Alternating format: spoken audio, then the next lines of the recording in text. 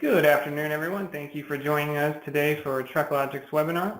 If you're already here, get comfortable. We're going to give just a couple minutes to see if we have any stragglers show up. If you haven't used GoToMeeting before, there is a control panel on the right-hand side of your screen. Towards the end, we're going to do a question and answers little segment, so you can actually use the little hand symbol there to raise your hand, and I can unmute you at that point in time if you want to ask questions over the air, or if you just want to use the message box, there is a way for you just to type up a question and send over to me, and I will answer it for everybody else to hear as well. So get comfortable. We have just another minute or so, and then we're going to go ahead and get started. All right, good afternoon, everyone. We're going to go ahead and get started. Today's webinar is a general introduction to TruckLogics. So if you're new to TruckLogics, maybe you're on your free trial currently, or if you've maybe tried out TruckLogics in the past, didn't work out for whatever reason, and you want to just give it another shot, we're going to quickly give you a little refresher as well. There's a bunch of new things that we have done you may or may not have seen. So we're going to go through just the core features. I want to kind of highlight some of the main questions we get, some of the things that aren't so obvious if you are new to the program. First, just a little bit about TruckLogics. My name is Brian Hinton. I am the product manager for TruckLogics. We launched TruckLogics in 2015, and we really designed it to be a all-in-one solution for whether you be an owner-operator, smaller to medium-sized fleet. We noticed there really wasn't a market or anything really available to help you guys kind of manage that size business without spending thousands and thousands of dollars to get some fancy software solutions. So we've tried to give you what you need, but at a valuable and a good affordable cost for you as well.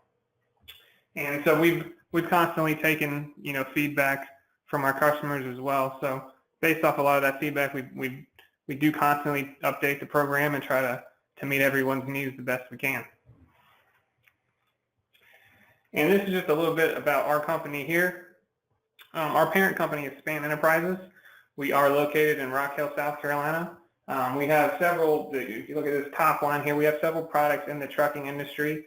First and foremost is Express Truck Tax. If you're not familiar with Express Truck Tax, that's our premier product here. It's an e-filing solution for the IRS Form 2290 Heavy Vehicle Use Tax. So we are actually the industry leader if you need to file 2290 online. We've made that really simple. It's about a 10-minute process to get that knocked out and move on with your life. So that's kind of where we got our foot in the door in the trucking industry, and really based off a lot of the feedback we had from those clients over the years, we developed some of our other products like TruckLogics. We have a legacy product you'll see here, Express IFTA, which is actually kind of built into TruckLogics as well. And then below here are some of the other products we have. We have these are other e-filing products. We do some ACA. If you have 1099s, W-2s that you need to generate for employees, we actually do that through our Tax Bandits products. And then we have a unit-wise product, which is for Mary Kay professionals, kind of a similar management solution like TruckLogics. And then our newest product is PayWow, which is actually a payroll product, also available. So just to give you guys a little background about what we do here, we do build all of our software in-house. So it is proprietary to us, and like I said, we do across the board utilize our customers' feedback to really grow our products. All right, so we're going to dive into the program, and if you do have questions, try to save them for the end. Again, I mentioned at the start, there is a raise your hand feature available from the GoToMeeting panel you can utilize at the end of the webinar. And I will unmute you at that point in time if you do raise your hand, and you can ask me your questions. There's also a questions box, so you can actually type in a question on there, and I'll answer it that way as well, whichever you prefer. But we'll try to do that part at the end. I just kind of want to run through some of the core features and some of the questions we get and some of the things that aren't so obvious when you get started here and for the first time.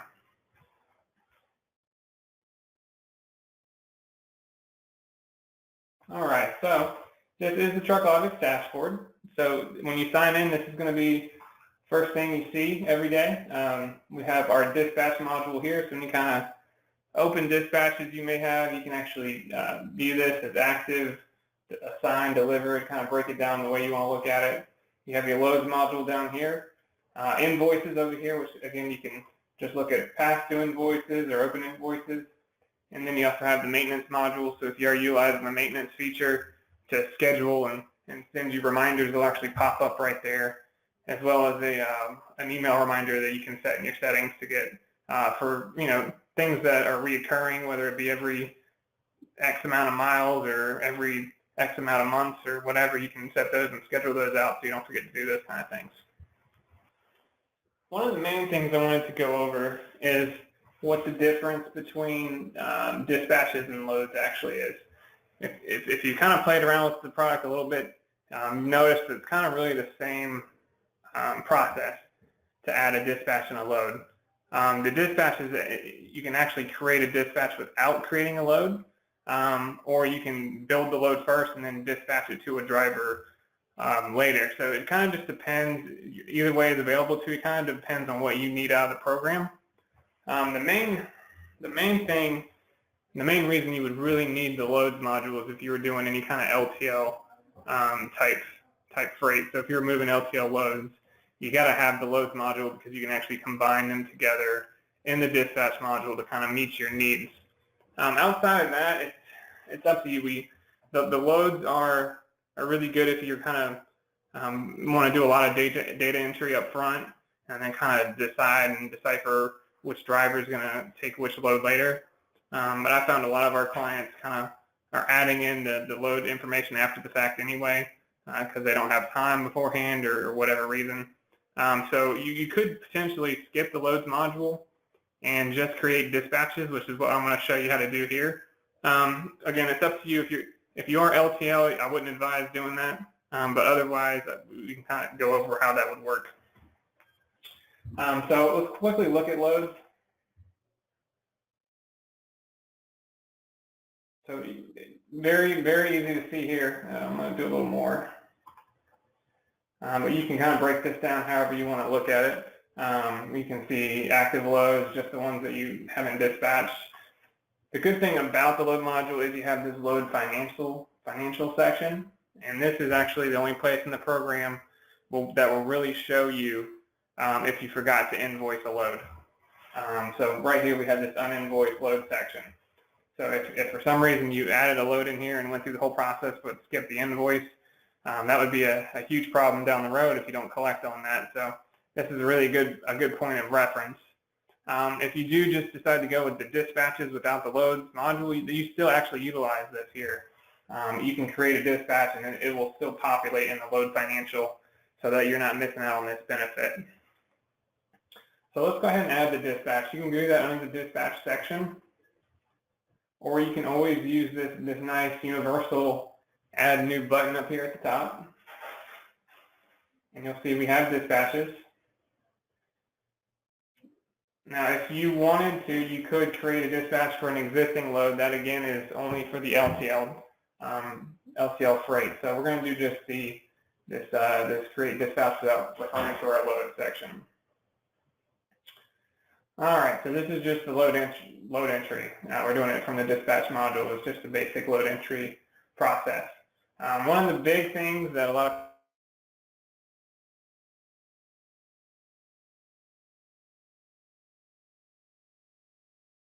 is actually the date you're entering your dispatch. This is important down the road for a lot of your reporting purposes. You'll notice there's dates in different places. I'll try to point them out to you. But this is an important one because if I'm actually entering a load here, let's say from September, and this is showing I'm entering it in October, for some of my reports, this is actually going to pull this load in October instead of actually leaving it in September where it belongs. So if you ever do any kind of backdating, you definitely want to kind of reference the dates to line up with that. That's really important. I think a lot of people miss that. Just don't pay attention to it as much because it does just default to whatever day you're doing it. Same thing goes for the invoice date. I was talking to somebody the other day. His reporting was really kind of messed up because they were invoicing so much later and they weren't referencing the date. So it was kind of a month ahead of time is when they were actually receiving payment, and the reports was not what was really happening. So again, the dates are really important. Keep that in mind as you go through the program. The other thing that I wanted to point out here is the dispatch number. There are several number systems in the program. If you're utilizing the load section, you're going to have a load number, and then you're going to have a dispatch number when you dispatch it, and then you're going to have an invoice number if you're invoicing. All three numbers you can either set as an automatic number, so it's which is what we have going here. It's just an auto-generated number. It'll start with 1, for example. The next dispatch will be 2. The next one will be 3, and so on and so forth. You can also set them manually. So I actually think the manual, some people don't like dealing with it, but the manual is nice if you actually want to set the number to match the load number maybe that your customer, your broker is giving you. So, being that you're working with multiple customers, you can actually set that number manually and have it match up. So that way, if you ever have to go back and reference a specific load, you can pull that number and easily search and find it in the system. So that's one recommendation I have, but it's kind of up to you how you want to do things. If you are using loads and then also dispatches and then also invoices, if we have a lot of clients who want to keep those all lined up, that becomes kind of difficult if you're using the automated number system for all three. And the reason for that is it'll start off fine. You'll have dispatch, you'll have load 1, you'll have dispatch 1 that'll follow, and then invoice 1 that'll follow. But somewhere along the line, you may have to void an invoice because there's some mistake with it. You may have to delete a dispatch or recreate a dispatch. And in those scenarios, what will happen is your number system will actually jump one number.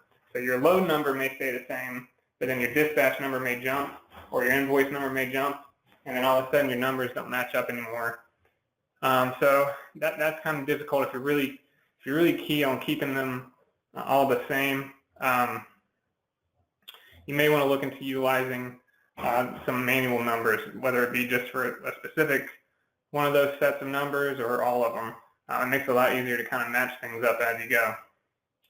The other benefit of doing dispatches without the loads is you don't have to have a load number at all. You can just use your dispatch number as your load number per se and kind of set that automatically or manually, whatever you want to do. So that is another benefit of just skipping over the load module. All right, so what we're going to do is going to quickly add one here. I already have some contacts saved in here, so I'm just going to put Coyote. If you haven't added loads yet or dispatches, it is real simple. You just put in the company name. If you have contact information, you can add that here quickly, and then we will pull the address from Google as well. The address is needed for customers because that's going to reference on your invoice as well, so it is a requirement. That's usually the biggest hang up for people, but it's pretty quick and easy to add a customer or a broker. Again, I already have one here, so I can easily search or select him. If I want to have an agent, I can add an agent as well. Agent's good to have, especially with brokers later in the dispatch process. You can automatically email them the load documentation if you need to, as far as a signed rate confirmation or bill of lading, and you can also keep them involved in the check call process if you have them on file here, so that's helpful. And then we have some reference numbers. If you want to utilize these, you can. And then we're going to add just our pickup location. So I'm going to do, we'll do North Carolina here. And I'm going to do today. Now you have these other fields, the pickup instructions, contact information. This is all available to if you have a driver utilizing the mobile app. When you dispatch the driver, he can view all this information. So it's up to you if you want to utilize that and want to share that with your driver. We have some clients that find that beneficial, some that don't. So it's optional. We're just going to skip it for here. And then it's just the same thing over here where we're going to be dropping. So we'll go down to Rock Hill and save. And you'll notice the only requirement really we had was the pickup date. And that's just to put everything in order as you add your loads and dispatches in here. Freight details is also optional. If you're in a scenario where you need to create a bill of lading yourself, if you do add your freight details here, that will prompt the system to open up the bill of lading field for you to utilize. And if you don't do the freight details, obviously you're not going to have a bill of lading. There would be no need for one. But if you do have a scenario where you need a bill of lading, you can add freight details here, which will open up the BOL tab you'll see on the load summary later. And then from there you can use that as needed. And additional trailer details, if you want to keep up with that, you can. Down here at the bottom is just how what we're billing our client to haul the load. So your line haul, your flat fee, you can do that. You can also do per mile if you wanted to. You'll see there's this mileage box over here. This is really for billing purposes on this page. So if you are somebody who's billing your clients per mile, you have different options over here. Google Maps, pretty straightforward routing. But we've also added in pro miles. So if you're in one of the preferred packages or premium packages, you have the pro miles, which is going to be truck specific routing, and it's going to be more accurate for you to do your billing with, or later in the program to do fuel tax reporting, or maybe driver settlements. If you're paying drivers per miles, you definitely want to utilize the pro miles in that aspect, which we'll look at here in a second. But really on this page, it's just kind of a reference point or to bill, on a per mile basis. Fuel surcharge you can add, accessorials, if it was a lumper or detention or something, you could add those on quickly right here as well. And then you could add up your own categories if you had some random thing you needed to build in for, you could do that here.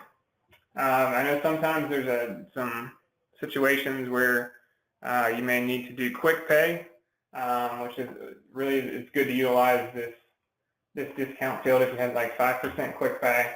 There's some other sort of something else your customer may be docking from the load. You can use the discount field for that. Okay, and then that would be the exact process of adding a load.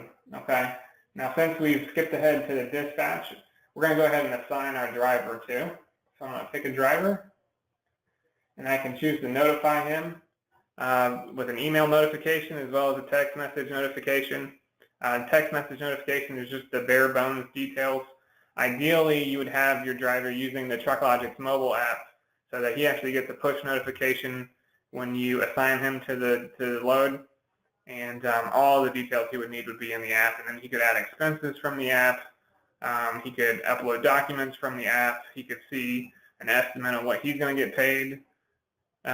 You can do the check call communication. That's a huge thing with the app, is to kind of keep an update between you and the customer and the driver where he's at as he goes. So ideally using the app, but if it's easier just to do this, you can do these as well. And then we're going to pick our truck and trailer if we had one, and then we just create the dispatch.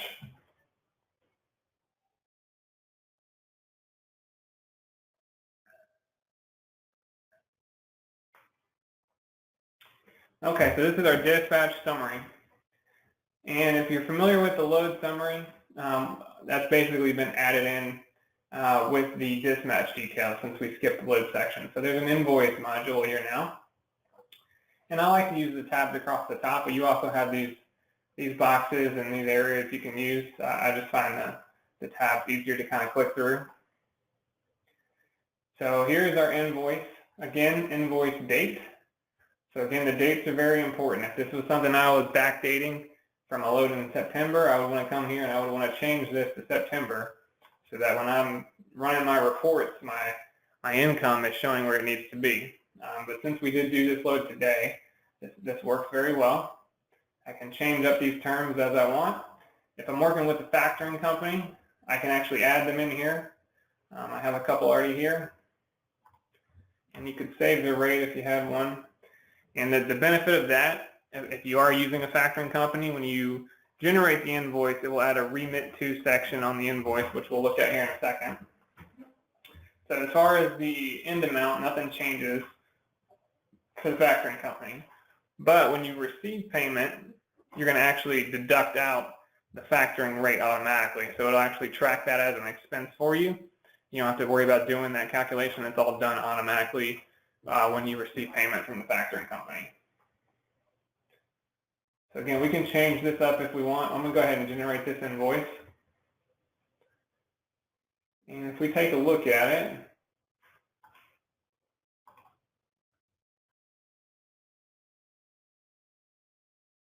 very straightforward. Here's the remit to section again, since we have the factoring company. If you haven't messed with the invoice, you can add your own logo to it in your settings. So it's really easy just to plug your company logo in here so it looks a little more professional. And then here it is, very straightforward.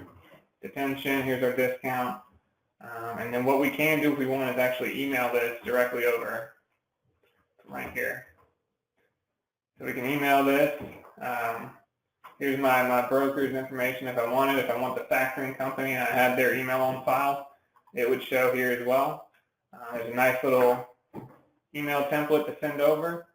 And then if you had some documents like the rate confirmation or the bill of lading, you could upload those here manually. Or ideally, again, your driver may have uploaded those for you, and you can actually select from your load documents. So if you had your driver using the app to upload documents, they could appear in your document section, and then you could actually select them from here, and then just attach them to your invoice, and then send this directly over. And then now you're tracking payment in the program until you get paid. You can come back and receive payment on this invoice, which is nice. So it's a draft. The draft status doesn't mean anything as far as accounting. Once we switch it over to finalize, this is now in starting to show in some of our accrual reporting. So that means that we've done the work to get paid for this, but we have not received payment. So you have two different accounting options you can report to look at. You can look at things that have been, the work has been completed for, but not paid on, and then you can actually look at what's been paid on versus, vice versa. So that's our invoice. And then you have these different modules. So we have our driver. If I wanted to make an advance, I could do that here really quickly. And let's say it was for fuel. And I can even notify him that I'm doing this. Let's say from the fuel card, it'll actually come out of his settlement. So if I'm doing this and go look at his settlement, he now has his advance for his fuel in here. So it's really easy to track that, and it's nice. We have our routing. So if you, now one thing people don't pick on, we'll look at the route. This is a very straightforward trip, but if you're doing some longer trips, and especially if you're doing this for IFTA reporting, there's a bunch of different routes you could take to any given location. What this is doing is this is ProMiles. So ProMiles is going to give you the most direct route for a truck. So it's going to give you the most realistic route. But we know things happen. There could be a road that's closed, a bridge that's down, or whatever, or for whatever reason you may want to go a different route. You can change up this route. So you can move these around if you had, especially if you had multiple stops. If you notice it's not going the way you want it to go, what you can do is add a routing stop. So let's say I wanted to make sure I went through Fort Mill before I got to Rock Hill. I could add a routing stop here, and so now my route will recalculate to make sure it hits this stop. So that's how you can kind of manipulate your routing, and so you can move these around. So that way you actually get the route you want and then record that in the program, whether it be for IFTA purposes or to pay your drivers off of. So if you add route stop B, slightly alters my route.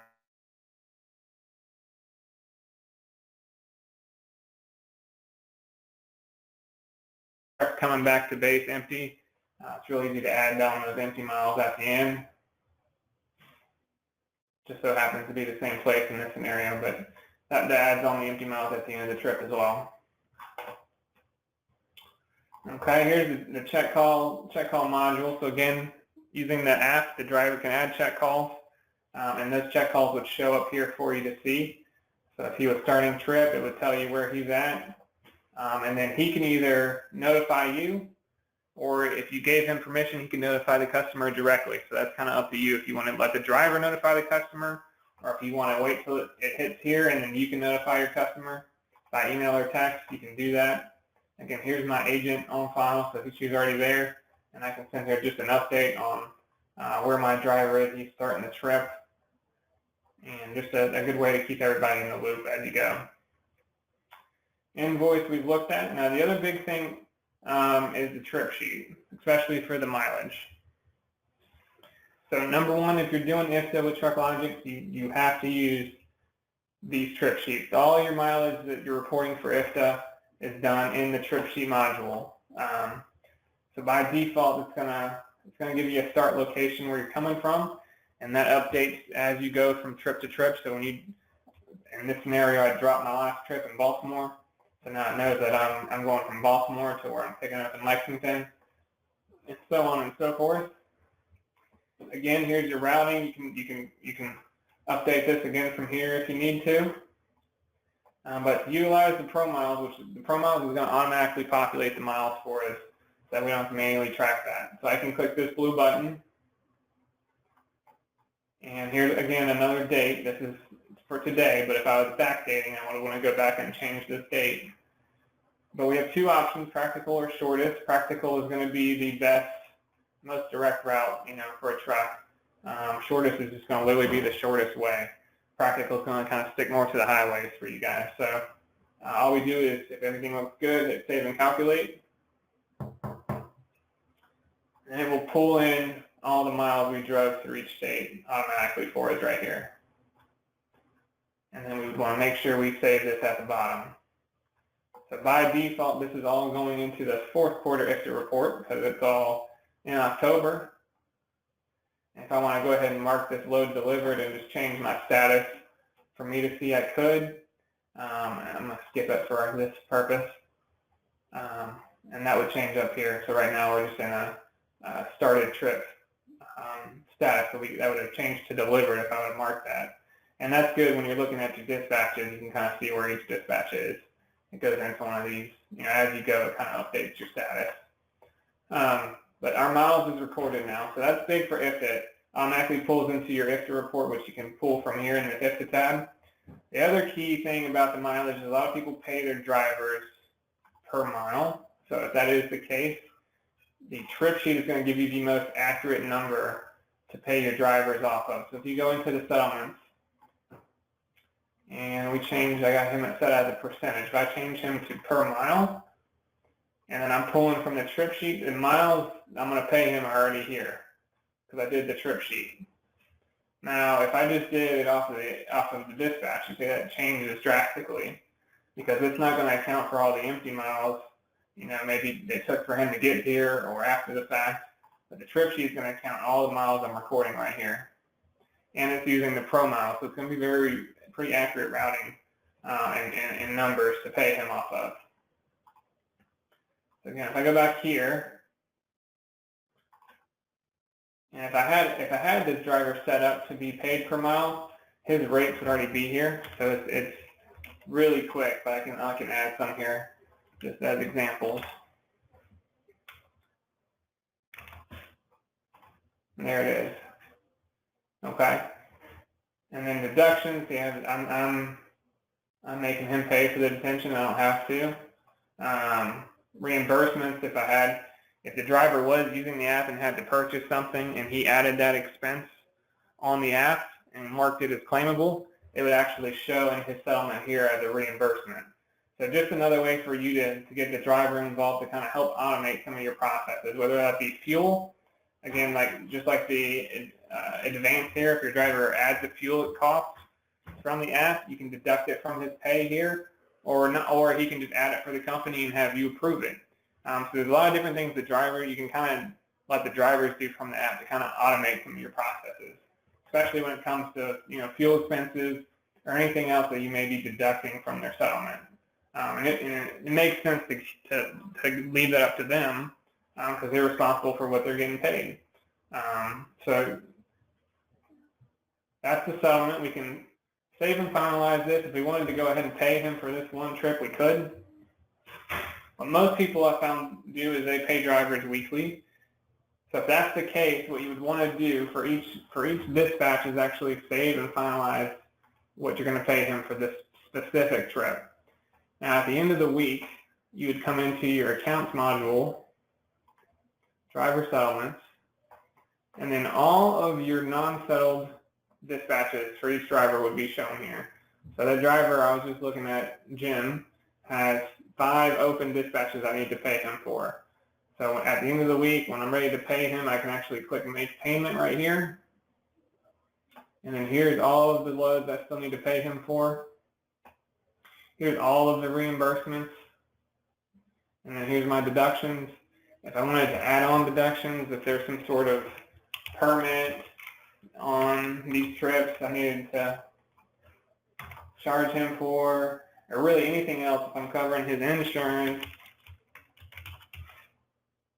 right? Whatever it is I'm charging him for, I can deduct directly out of his pay right here.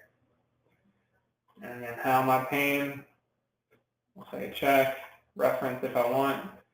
And so when I'll leave this one off. Actually, we're just going to do these 3. I'll do these actually. Okay. So when I save this, it's going to record this as an expense, obviously for my company. So I now have a payroll expense for this driver. But he's going to want a copy of this, so I can go in right here to view payments. Here's the most recent one. And I can either, this is what it looks like, just to give you an idea. Again, my logo's on here. And then it's just got a real easy for him to read breakdown. So here's the load, where he picked up, where he dropped off. If I was doing mileage, they'd be here. So it's very easy for him to see what he's getting paid for. And then he's got his reimbursements and his deductions, and then the total down here at the bottom. So very easy for him to see. This really should help improve driver relations if you're struggling to keep up with what you're paying them for. This is a really nice feature to help you keep up with that and keep drivers happy about what they're getting paid for. So you can email this to them also, just like the invoice. So my driver's email is already here. I can just send this directly to him. If I always recommend copying yourself on anything you send out of here so that you have a record of it. That's easy to access. Same thing for the invoice. And you could even, attach anything else you wanted here, and then send this directly to the driver. Okay? In the account section, that's really where all your accounting, is tracked. Your invoices. This is almost as like an invoice report you can kind of look at and total up at the bottom. However you want to see this, all invoices. If you just want to look at paid invoices, very easy to read, and then you can export these to Excel or to QuickBooks. So if you're someone who still likes to tinker in the spreadsheets, you can export mostly anything in here to Excel, which is nice. And then we do export invoicing to QuickBooks right now. So if you're still doing a lot in QuickBooks, you can at least get your invoicing over there, kind of follow the load process in TruckLogics and manage the load process here, and then just export the accounting into QuickBooks if that's something you want to do. For really all your expenses, one thing I did want to point out that's often missed in the expenses is the upload feature. So if you're using a Fleet One or a Comdata fuel card, you can actually import your fuel expenses right here. We do have a general fuel upload if you're maybe using a different fuel card. A little more complex, but the Fleet One and the Comdata is very simple to import. You pull a report directly from your Fleet One or Comdata account, and then you just upload that directly in here, as long as it's an Excel or CSV file, and then it works like magic. All the fuel goes right into place. So that's huge especially if you have multiple drivers who do a lot of volume. You can utilize that. There's also the reoccurring expenses. So this is great for things like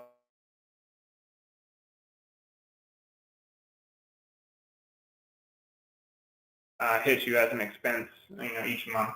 You don't have to worry about manually having to do that each month and keep up with it. All right, address book is just where your contacts are stored. Pretty straightforward.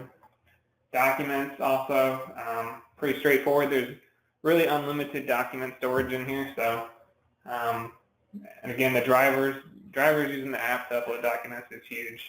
But you're never going to have to worry about running out of space as far as documents. My documents is a good place if you wanted to keep, driver drug test reports, contracts, that sort of thing, just general documentation you want to keep up with.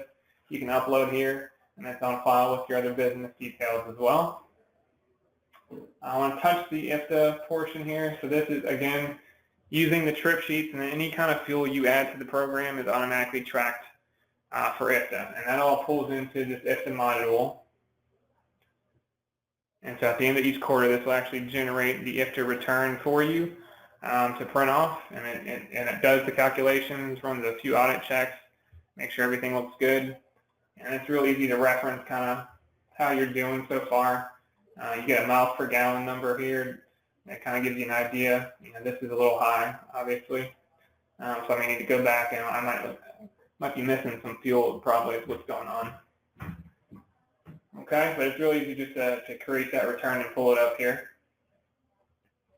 One thing I did want to touch on is the maintenance. This comes up a good bit. It's really good to track and schedule maintenance in here. By default, if you add a maintenance, you are adding a scheduled maintenance. So it'll go into the scheduled maintenance section. So this is for things that you're planning ahead for.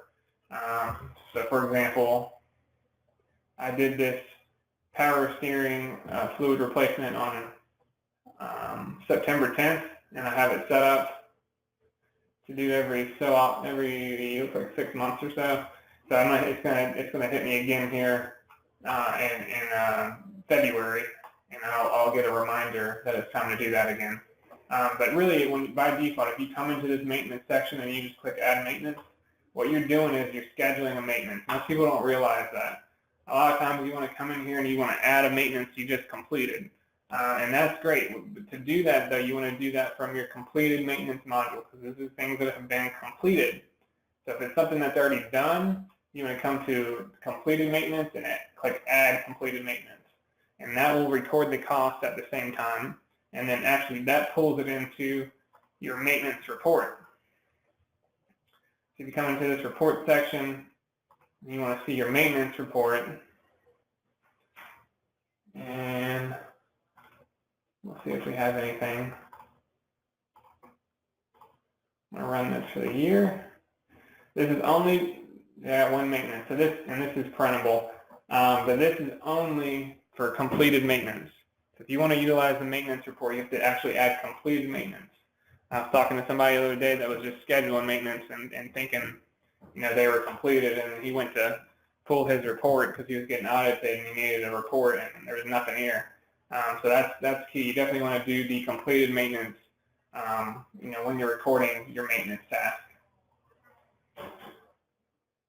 And actually, if all of your scheduled maintenance, they have a complete maintenance button. And so if you did this one early, for example, and hit completed maintenance, and I went in here and I recorded this and hit save, now it's going to go into my maintenance report. And now it's also going to re-up. So it's going to go for another 6 months. It'll set up to schedule again automatically, which is nice. So look at IFTA. We have the reports here. Obviously, the most useful one to you is going to be this profit and loss report. And this is really, you can run this any way you want. So I just wanted to do October, maybe September. I can do that. I can do this per truck. If I just want to look at this truck and compare trucks, I could do that. It's going to have your cost per mile over here as well. So for each type of expense, it's going to give you your total cost per mile. And then you have your profit per mile. So you have revenue per mile, cost per mile, and profit per mile. Obviously, this truck isn't doing so well in September. But it's got your mileage up here as well for that. Here again is the reporting. So accrual is going to be anything that's finalized, and then the cash is what you've actually been paid for. So I'm actually doing better cash-wise, which is good. All right. So those are the main things I wanted to go over with you guys just as kind of an intro. At this point in time, we are going to open it up. If you have some questions, we'd be happy to answer your questions. It's our contact information, 704-234-6946, where you can reach us here at support@trucklogics.com by email. Either way, we'll get right back to you. We are in the office 9 a.m. through 6 p.m. Eastern, Monday through Friday. And we have limited availability after hours. As far as weekends, we're available by email as well. But you can contact us. We're happy to help you out with anything. If you're interested in doing maybe a one-on-one demo and a little more hands-on, directly with one of our specialists here, you can schedule that. Just reach out to us. We can set aside some time to go over specific questions you may have as well. And then obviously you can follow us on social media. We have a great blog as well. Here's some links to the app. So if you're not using the app yet, you definitely want to download the app or have your drivers download the app. And so you really get the full spectrum of everything we offer. Otherwise, I want to thank you guys for joining us today. And we look forward to seeing you next time, or maybe hearing from you over the phone or by email. Again, don't hesitate reaching out to us if you have any questions. We are here to help. We're big on support and being available to you. So I want to thank you guys for joining us today, and I hope you have a happy Halloween and enjoy the rest of the month.